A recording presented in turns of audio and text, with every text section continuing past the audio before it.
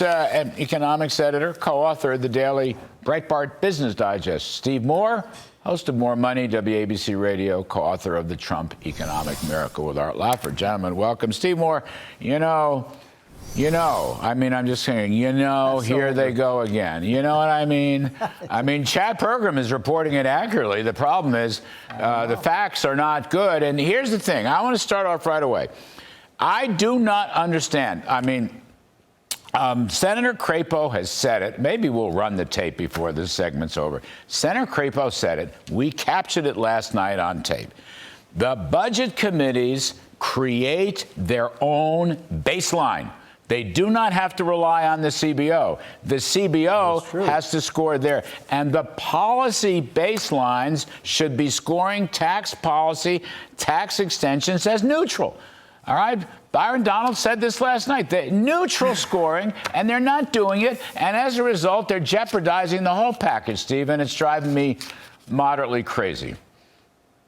Yeah, I'm pulling my hair out too, Larry. Why are they making this so complicated? I mean, you've got an extremely popular president with the wind at his back, with a huge voter mandate to do this. Why don't they tomorrow just have an up or down vote on making the Trump tax cuts permanent? And every Republican should be in favor of that. And then we can have a debate about, look, there's nobody in Washington who wants to cut government spending more than I do. I've debated 3.5 decades of my life to this. But it is absolutely essential that this tax cut get done, or the Republicans are going to be raising taxes by $3,000 for every family next year. It's a great way to blow up any Republican majority. So do the tax cut, get it done. Why do they have, what is taking so long, Larry? Create their own baseline. Why can't they just do it right now? You know, the senators, I know the Senate seems to want 2 bills, but, John Carney, the senators, including Majority Leader John Thune, they agree with Mr. Crapo about the tax cuts being current policy and neutral, John Carney. They agree with him. And I don't know why the House Budget Committee can't do that. Again, let me just stipulate. The budget committees have the legislative authority. This is part of the reconciliation process, part of the law. They create the baseline, not the Congressional Budget Office, which always gets it wrong anyway, John Carney. That's right. There's no reason for them to accept that the sunsetting tax cuts is the baseline and that they need to just everything else increases the deficit. But I also think that Steve Moore is absolutely right. There's no reason to worry about trying to balance the budget in this bill. Do the tax cuts now, and then we can spend the next few years fixing the overspending of the federal government.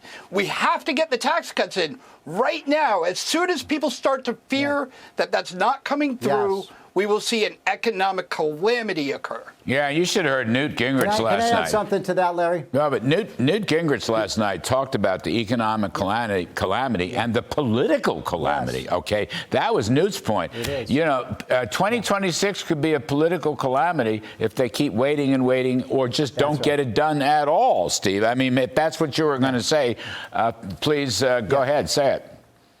Okay, what I was going to say, to add to what you guys were just talking about, is the Congressional Budget Office score for the cost of the 10-year extension of the Trump tax cut is $4 trillion. That's the most insane, crazy, lunatic score, and I've been doing this a long time. That isn't even close to the truth. My God, these are the same people who 7 years ago, you were there, Larry, they told us it would cost $2 trillion to lose a tax cut, and in fact, the revenues have come in higher than if we hadn't done it at all. Why are we living under this Congressional Budget Office, which doesn't seem to know, they have a cracked crystal ball, and you're right about this. There is no law that says the Republicans have to live under this Congressional Budget Office because they've been wrong for 40 years. They can make their own baseline.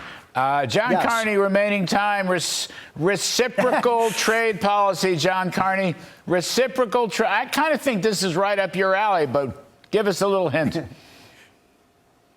It is. We've been talking about this for a long time, Larry. Donald Trump is saying to the rest of the world, look, if you want tariffs higher, you can raise tariffs on us.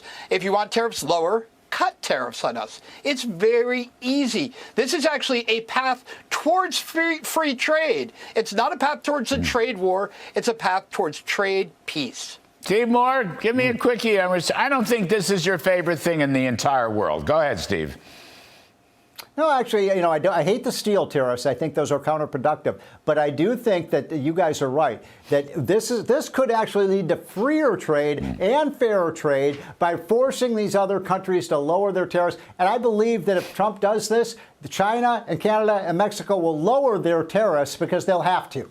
It's just funny. Mr. Trump made some India, which is a huge tariff country. I was just going there, John. Yeah, India, No. I was just going there. India made a lot of progress last night, right? When the defense pact was accompanied by an investment and trade pact as well. Go ahead. I got to get out, but go ahead, John Carney. Yeah. Look, these countries want to trade with the United States. They don't want a trade war. Donald Trump is showing them the path out of the trade war into trade peace, and we're going to get it. It's going to work, and it's going to be fabulous. All right. We're holding you to it. It's going to work. John Carney, thank you. Steve Moore, thank you. Terrific stuff. Coming up here on Kudlow Europe.